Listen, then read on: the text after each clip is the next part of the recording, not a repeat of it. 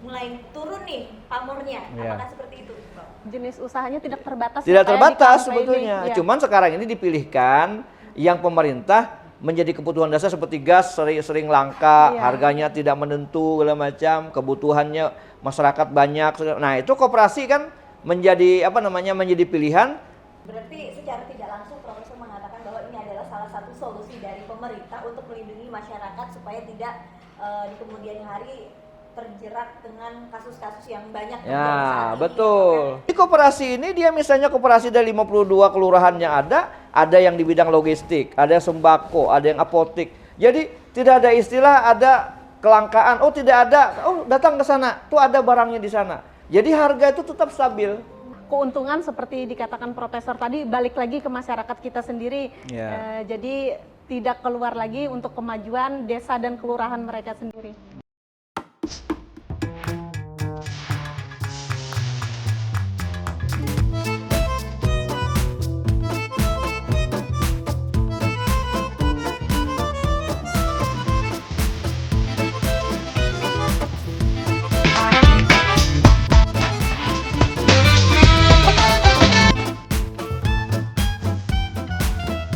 Kosan Heni, kopi santai bareng Heni. Assalamualaikum warahmatullahi wabarakatuh. Berjumpa lagi tentunya di program kesayangan pemirsa semua, Kosan Heni Kopi Santai bareng Heni. Dan kali ini tentunya kita akan membahas sesuatu yang pastinya inspiratif dan juga yang saat ini sedang ramai diperbincangkan.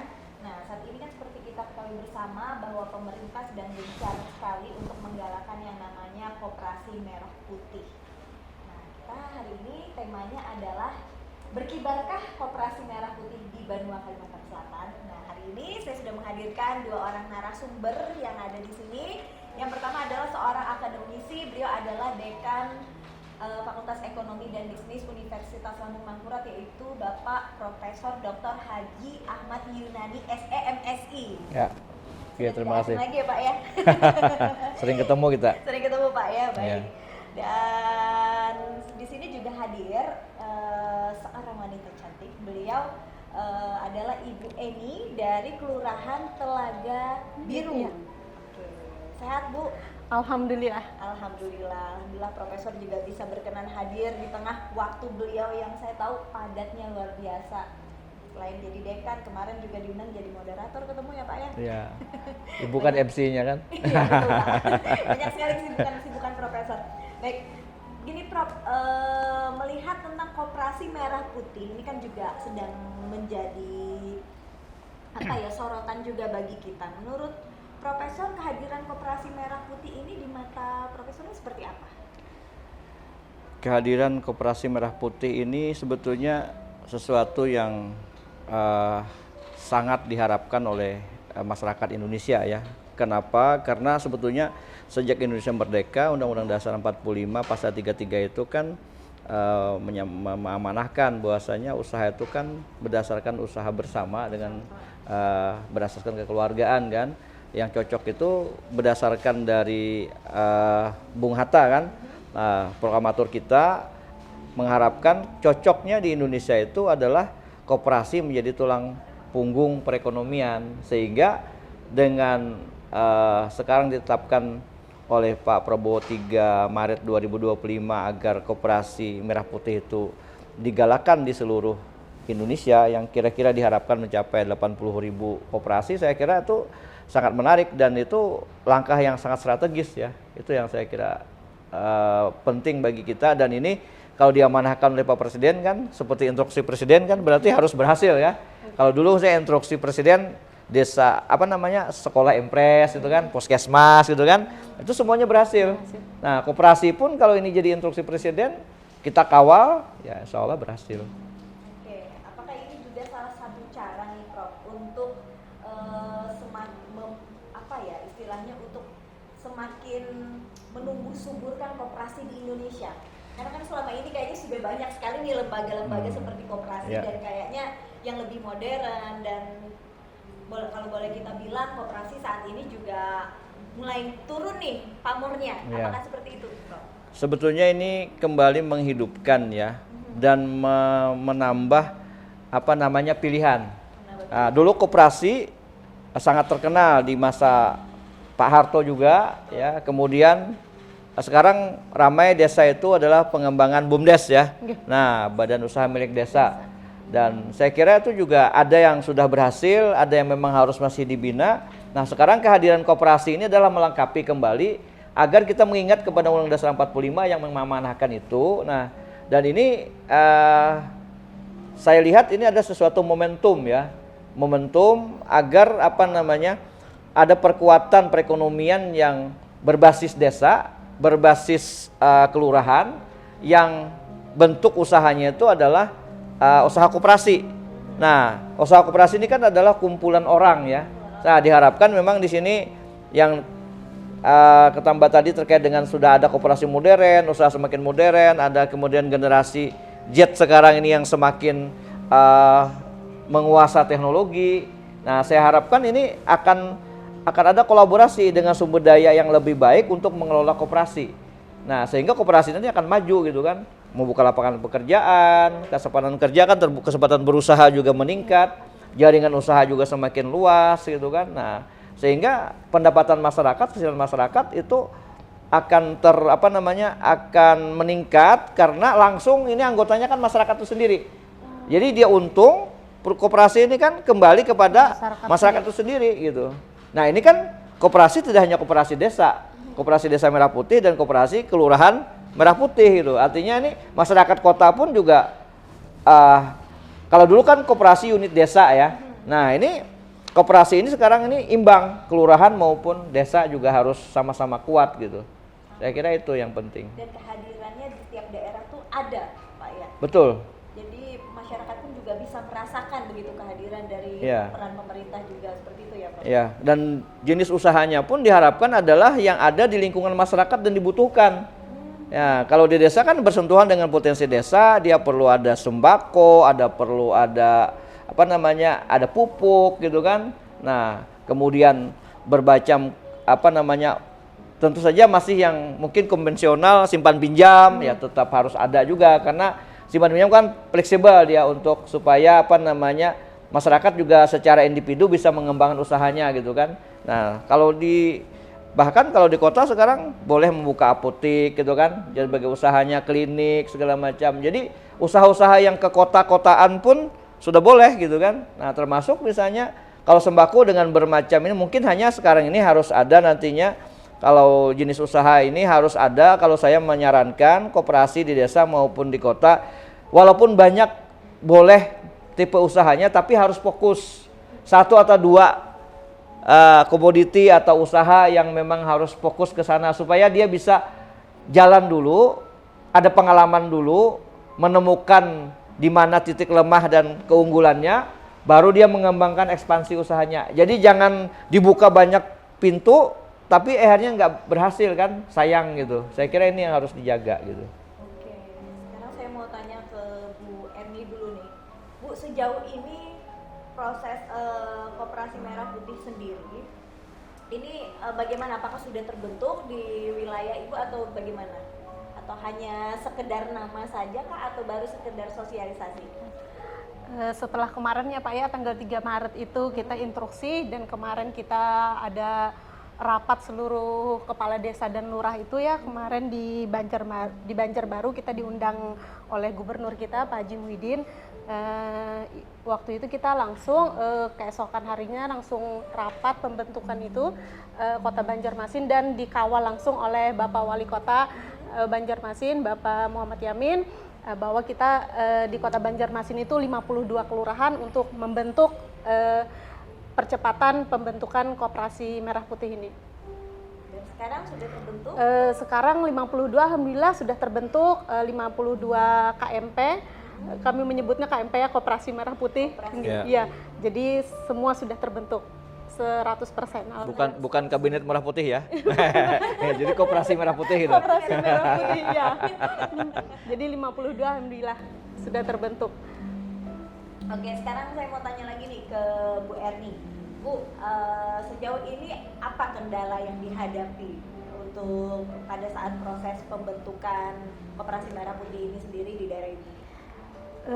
Kalau Kota Banjarmasin ini saya karena sektor saya Kota Banjarmasin ya, jadi karena kita langsung dikawal oleh Bapak Wali Kota, jadi kendala itu kemarin waktu penginputan server itu karena rame-rame menginput, jadi beberapa kali sempat server down, jadi 1 atau 2 hari itu terkendala ya, dan sesuai dengan diinstruksikan beliau 3 hari 1 minggu ini harus selesai, jadi itu aja kendala server, jadi alhamdulillah sudah selesai semuanya. Server aja kemarin, tapi Iya. yang lain-lainnya Alhamdulillah dimudahkan ya. ya. Oke, sekarang saya tanya lagi nih ke Profesor.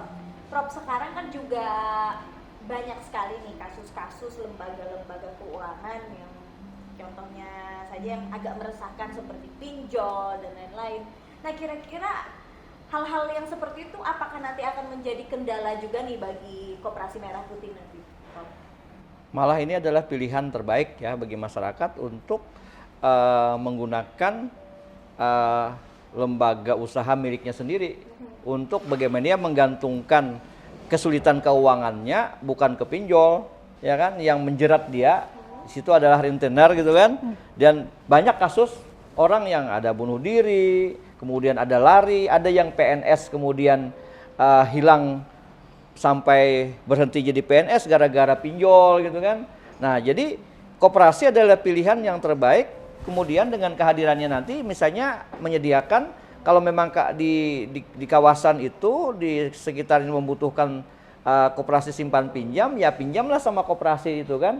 Nah, nanti keuntungan yang didapatkan dari koperasi kembali lagi ke dia kan. SHO-nya kembali ke masyarakat, ke anggota sendiri gitu kan. Nah, jadi masyarakat yang sekitar koperasi baik di anggota maupun tidak anggota itu bisa menggunakan koperasi untuk meminjam untuk modal usahanya, sehingga pinjol ini nantinya dengan sendirinya tergeser. Jadi kita harus siapkan adalah koperasi simpan pinjam yang memang betul-betul memihak kepada masyarakat, dan masyarakat akhirnya pindah dari yang biasanya kan masalahnya orang kenapa pinjol itu kemudahan untuk mendapatkan detik ini juga, jam ini juga, sudah bisa klik langsung uang masuk gitu. Nah, bisakah dengan sistem seperti itu juga Koperasi Merah Putih ini melayani seperti itu? Saya kira bisa. Kenapa? Karena masalahnya pertama kan kita sudah kenal dengan bersangkutan dan dia juga anggota kita di sini gitu kan. Nah, kenapa kita harus ribet-ribet dengan administrasi yang ini? Hanya tinggal memastikan komitmen dia untuk membayar apa segala macam. Ya, kita sudah ini tinggal dianalisa oleh koperasi kemampuan dia membayar itu. Katakanlah dia pinjam 10 juta, kelihatannya kita sampaikan kemampuan dia. Jadi analisa kreditnya harus jalan memang. Dia mampunya hanya 5 juta, jangan juga dipaksakan, ya kan? Tapi kalau masalah hari ini mendaftar, dia lengkap, langsung keluar, jangan ribet lagi gitu. Saya kira tidak akan ribet kalau memang betul-betul ini, apalagi ini dikawal dengan kebijakan untuk mempermudah kan. Jadi pinjol itu akan tergeser ya, bukan dia mati sendiri lah kalau tidak ada peminatnya kan. Ya. Nah, itu saya kira.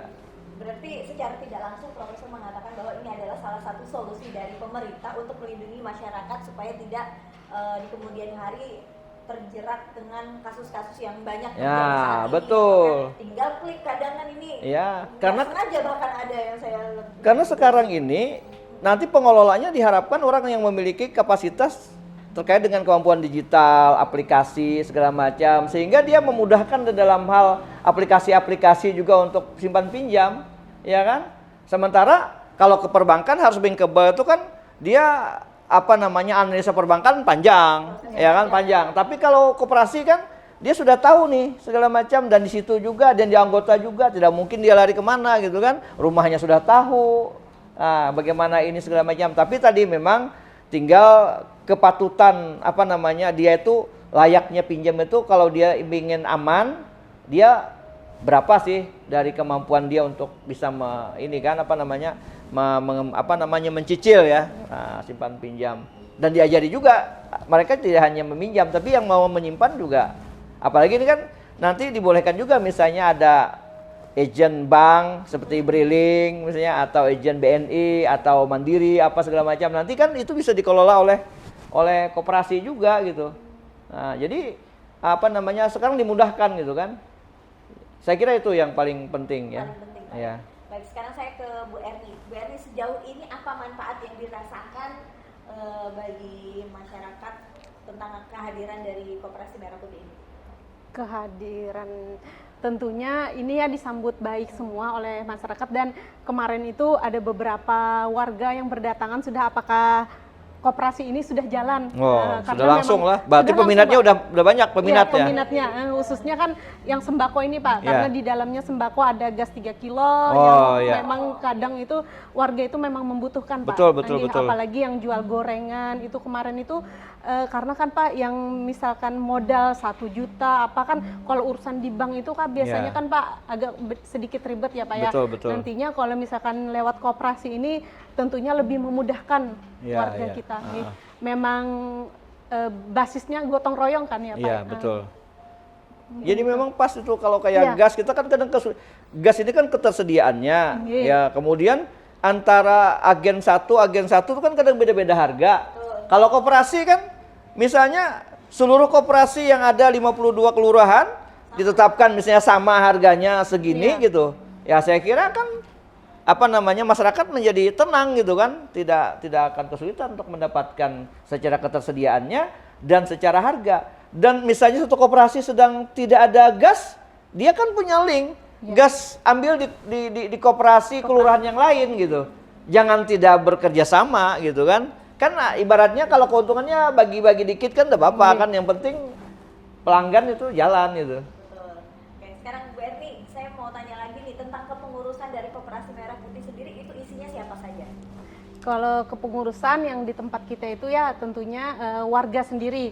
Biasanya kalau kita di kelurahan itu ada perkumpulan LPMK, Lembaga Pemberdayaan Masyarakat, ada sudah terbentuk, RT RW sudah terbentuk, dan beberapa kader Posyandu, kader Dasawisma. Nah itu kemarin kita rapat ada beberapa juga yang muda-muda nih kita ajak nih biar mereka tahu nih bagaimana. Tentunya pengawasan dan pembinaan tetap di atasnya lurah. Ya, jadi tetap diawasi dan dibina oleh lurah. Oke, sekarang ini saya mau tanya lagi ke Profesor nih. Prof, bidang usahanya apa saja sih Prof yang ada di bawah nama dari Koperasi Merah Putih ini sendiri? Kan seperti katakan tadi kan ada apotik, klinik, kemudian logistik, simpan pinjam, bahkan briling juga, layanan-layanan izin pembayaran segala macam, pupuk juga. Nah, jadi kayaknya sebetulnya yang menyangkut adalah bagaimana yang hidup di sekitar masyarakat. Benar. Tidak ada larangan sih sebetulnya bermacam, tapi mungkin itu diinventarisir yang mudah-mudah dulu sebetulnya. Kalau koperasi kan tidak ada larangan untuk bisnis apapun. Cuman yang paling mendekati yang ada di sekitar masyarakat kebutuhannya sih apa sih? Kalau simpan pinjam ya simpan pinjam, kalau logistik ya logistik, sembako ya sembako, misalnya pupuk, ternyata pupuk yang dibutuhkan ya pupuk gitu kan. Kalau ternyata masyarakat juga butuh bibit, misalnya bibit apa gitu kan, ya bisa juga. Siapa tahu di masyarakat tuh ada perlu bibit padi, bibit sayur mayur, bibit misalnya. Siapa tahu juga kalau yang besar kan ada kelapa sawit misalnya. Siapa tahu, saya kira itu bukan dilarang juga sebetulnya, boleh-boleh aja kan. Jenis usahanya tidak terbatas. Tidak Pak, ya, terbatas di KMP sebetulnya. ini. Ya. Cuman sekarang ini dipilihkan yang pemerintah menjadi kebutuhan dasar seperti gas sering langka, Iya. harganya tidak menentu segala macam, kebutuhannya masyarakat banyak. Nah, itu koperasi kan menjadi menjadi pilihan. Nanti ada harganya pun standar ya kan, ketersediaan lengkap. Nanti 52, masa misalnya masyarakat satu kelurahan kekurangan gas kan bisa dikirim dari dari koperasi yang kelurahan yang lain. Kalau misalnya agent kan atau pengecer dia tidak mau, dan harganya saya kalau tidak mau beli sekian baru saya kirim gitu kan. Iya. Nah kalau ini kan tidak, saya kira ini yang istilahnya keuntungannya koperasi, karena dia ada pengawas koperasinya segala macam kan. Nah itu. Oke, berarti boleh dikatakan nggak sih Prof kalau dengan adanya Koperasi Merah Putih ini juga dapat mampu menekan inflasi? Nah tujuan akhirnya memang di situ. Oh, oke. Kan inflasi itu ya, kenaikan harga, kecenderungan harga naik secara umum barang-barang yang ada di sekitar kita itu kan karena kelangkaan.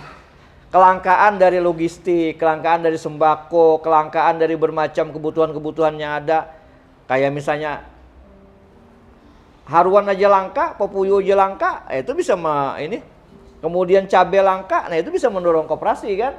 Apa namanya, inflasi gitu kan? Nah, jadi dengan koperasi ini logistik kebutuhan masyarakat itu bisa tersedia dan dia saling melengkapi nanti Bu. Jadi koperasi ini dia misalnya koperasi dari 52 kelurahan yang ada yang di bidang logistik, ada sembako, ada yang apotik. Jadi tidak ada istilah ada kelangkaan, oh tidak ada, oh datang ke sana, tuh ada barangnya di sana. Jadi harga itu tetap stabil. Nah, otomatis kan disitulah apa namanya, cold storage juga, kan? Cold storage juga boleh, kan misalnya tentang daging, kan? Tentang sayur mayur, tentang ikan gitu kan. Apalagi nanti Banjaraya. Ya. Nah, itu bikin nanti salah satu di koperasi di Telaga Biru mungkin bisa cold storage ikan gitu. Sehingga ketersediaan ikan itu harganya stabil. Nah, gitu Bu. Oke, baik. Sekarang saya tanya lagi nih ke Bu Erni nih. Bu, kira-kira harapannya dengan adanya Koperasi Merah Putih ini apa nih? Harapannya koperasi ini tentunya masyarakat kita ya lebih maju, lebih nyaman berusaha ini. Iya. Ya, nyaman berusaha. Jadi kan keuntungan seperti dikatakan Profesor tadi balik lagi ke masyarakat kita sendiri. Iya. Jadi tidak keluar lagi untuk kemajuan desa dan kelurahan mereka sendiri. Oke. Sekarang saya ke Profesor nih sebelum kita mengakhiri perbincangan kita hari ini ya. Saran dan juga harapan nih bagi Profesor dengan adanya Koperasi Merah Putih di Banua, Kalimantan Selatan. Saran dan harapannya koperasi ini bisa menjadi besar, menjadi kuat di daerah, berkibar di daerahnya masing-masing, saling menguatkan. Nah, kalau nanti dia kuat, mungkin ada nanti koperasi induk Merah Putih, ya silahkan. Tapi minimal di masing-masing kelurahan dia besar dengan jenis usahanya masing-masing. Tapi yang sarannya adalah dikelola dengan profesional. Pengelolanya harus dicari orang yang profesional, punya pendidikan yang memadai, punya keahlian yang memadai, punya semangat dan komitmen yang memadai, harus kuat ya. Sehingga dia dia harus meyakini koperasi ini adalah hidupnya dia gitu. Kenapa? Karena hidupnya dia, karena dia yang sebagai anggota, sebagai pengurus, dia yang juga hidup bergantung di sana, maka hidup matinya itu kan tergantung dari individunya. Maka ini harus penyadaran ini yang harus diberikan kepada mereka sehingga rasa memiliki ini tumbuh kuat. Nah, akhirnya koperasi menjadi terus maju berkembang. Kemudian tentu saja harus mengikuti perkembangan, harus ada orientasi juga dari pengurusnya gitu kan. Nah, jangan sampai nanti pengurusnya ini ya diharapkan di kelurahan pilihlah orang-orang yang punya integritas, punya komitmen, kemudian terpercaya bagi masyarakat, sehingga ini kepercayaan yang penting. Sekali orang percaya dengan koperasi, maka orang akan semuanya masuk ke koperasi. Nah, jadi kalau memang ada orang-orang yang cenderungan tidak ini ya tidak usahlah jadi pengurus, jadi anggota saja kan. Bukan dilarang menjadi anggota kan, tapi untuk yang mengurusi diperlukan orang-orang yang memang betul-betul siap dan mau gitu. Nah, itu yang penting. Saya sarannya sih seperti itu aja. Jadi tidak ingin koperasi ini hanya sebuah keinginan besar, tapi tidak. Ini kan pintunya dibukakan oleh Pak Prabowo. Dukungan penuh secara kebijakan didukung. Bahkan ada satgasnya gitu kan. Satgasnya pun Menteri Zulkifli Hasan itu kan, Menko Pangan itu ya untuk menjaga ketahanan pangan kuat, negara kuat gitu kan. Nah, ini yang harus diinikan dan ke depan ya kekuatan bangsa ini dari ketahanan pangan gitu kan. Nah, salah satunya ketahanan pangan itu ada di desa, ada di kelurahan yang basicnya paling bawah dan koperasi adalah pilarnya gitu. Saya kira itu yang harapan kita. Oke, baik. Terima kasih sekali lagi Profesor dan juga Ibu Eni. Mungkin ada lagi yang ingin disampaikan sebelum kita mengakhiri perbincangan kita, closing statement dari Bu Eni. Ya, kalau Kota Banjarmasin ini ya karena dikawal oleh Bapak Wali Kota sendiri, jadi kesiapan kita itu sudah 100% terkait izin, terus akta notaris dan NPWP NIB itu sudah siap. Jadi tinggal tunggu launching aja nih lagi nih Koperasi Merah Putih. Ya, mungkin sedikit perlu diinformasikan Bu Erni, berapa biaya yang dikeluarkan untuk kemarin waktu mendirikan koperasi itu sehingga sampai dengan bermacam ininya di Kota Banjarmasin berapa biayanya, walaupun tadi kan didukung oleh Pak Wali Kota kan. Nah, yang dikeluarkan oleh koperasi untuk ini supaya daerah yang belum ini mendengar diskusi kita jadi contoh gitu. Nah, itu penting, Bu. Karena kami dukungan full langsung oleh Pak Wali, jadi kita nol biaya Pak kemarin. Nol biaya. Iya. Tapi secara realnya mestinya berapa biaya yang harus dikeluarkan? Kalau untuk pengurusan mungkin kisaran 1 juta apa ya di notaris itu. 1 jutaan ya. Yang legalisasi itu ya. Kemudian yang lain kan karena dia itu adalah masuk dalam perizinan-perizinan yang di bawah pemerintah kota sehingga tidak bayar. Tidak bayar. Nah, ya paling tidak kan ada gambaran ya. Artinya tetap yang eksternal mitra untuk membuat itu kan dengan notaris nggak mungkin gratis kan. Nah, ini yang harus tahu tadi kan. Nah, notaris juga membantu ya, mereka tidak dengan tidak biasanya kan jika usaha itu kan sekitar 4-5 juta ya. Betul. Nah, ini 1 juta ya. Kisaran 1 juta karena kolaborasi kemarin Pak dirapatkan oleh langsung Pak Wali yang memimpinnya. Alhamdulillah ya. Karena Pak Wali menginginkan sesuai visi misi Banjarmasin maju sejahtera. Iya, sip. Oke, ini yang memang kita harapkan gotong royong. Gotong Apalagi royong. tadi ya, kalau misalkan dari notarisnya juga yang saya bantu dengan ikhlas aja itu lebih baik Nah, lagi iya kita ya. betul ya. Ya. Apalagi juga tadi sudah diberitahu juga oleh Profesor bahwa ini koperasi ini memang mengingatkan kita bagaimana juga tentang sejarah. Ya. Dan koperasi ini adalah salah satu yang sangat aman juga. Ya. Dan ini sangat bermanfaat tentunya bagi masyarakat, dari masyarakat sendiri untuk masyarakat. Betul. Boleh dikatakan seperti itu Ya. ya. Dan tentunya sangat bagus sekali kalau kita semua bergotong royong untuk mendukung kehadiran dan juga beberapa potensi-potensi dengan kehadiran dari Koperasi Merah Putih ini. Sekali lagi terima kasih saya ucapkan kepada Terima kasih Profesor sama-sama. atas waktunya yang sangat luar biasa. Pemirsa jangan lupa saksikan terus program Kosan Heni Kopi Santai bareng Heni, dan semoga saja acara hari ini juga episode kali ini akan memberikan manfaat dan juga informasi yang menginspirasi bagi Anda semua. Sampai jumpa lagi di episode selanjutnya. Wassalamualaikum warahmatullahi wabarakatuh. Sukses untuk kita semua. Waalaikumsalam warahmatullahi wabarakatuh.